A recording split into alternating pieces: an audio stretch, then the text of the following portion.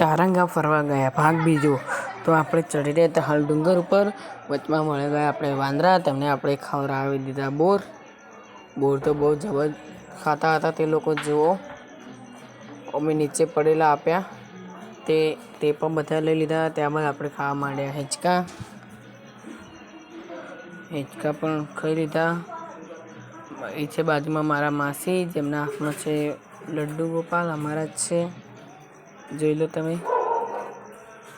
ત્યારબાદ આપણે થોડી મસ્ત સારું લોકેશન મળી ગયું સીડી ઉપર. તો આપણે ત્યાંથી સ્લો મોશનનો મસ્ત વિડીયો ઉતારી લીધો.